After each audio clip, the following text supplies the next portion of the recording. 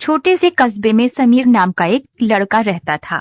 बचपन में ही पिता की मृत्यु हो जाने के कारण परिवार की आर्थिक स्थिति बड़ी दयनीय थी। समीर की मां कुछ पढ़ी लिखी जरूर थी, लेकिन उतनी पढ़ाई से नौकरी कहाँ मिलने वाली थी। जो घर घर बर्तन मांजकर और सिलाई बुनाई का काम करके किसी तरह अपने बच्चे को पढ़ा लिखा रही थी।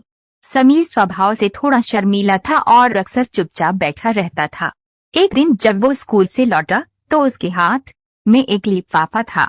उसने माँ को लिफाफा पकड़ाते हुए कहा, माँ, मास्टर साहब ने तुम्हारे लिए ये चिट्ठी भेजी है, जरा देखो तो इसमें क्या लिखा है। माँ ने मन ही मन चिट्ठी पढ़ी और मुस्कुरा कर बोली, बेटा, इसमें लिखा है कि आपका बेटा काफी होशियार है। इस स्कूल के बाकी बच्चों की तुलना में इसका दिमाग बहुत तेज है और हमारे पास इसे पढ़ाने लायक शिक्षक नहीं है, इसलिए कल से आप इसे किसी और स्कूल में भेजें। ये बात सुन कर समीर को स्कूल न जा सकने का दुख तो हुआ, पर साथ ही उसका मन आत्मविश्वास से भर गया कि वो कुछ खास है और उसकी बुद्धि तीव्र है।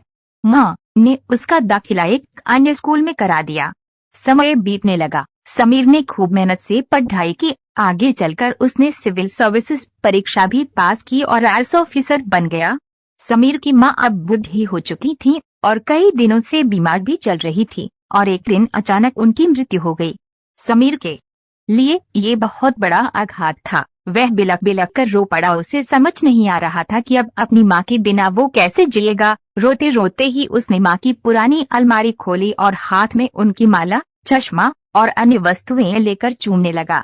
उस अलमारी में समीर के पुराने खिलौने और बचपन के कपड़े तक संभाल कर रखे हुए थे। समीर एक एक कर सारी चीजें निकालने लगा और तभी उसकी नजर एक पुरानी चिट्ठी पर पड़ी। दरअसल ये वही चिट्ठी थी जो मास्टर साहब ने उसे 18 साल पहले दी थी।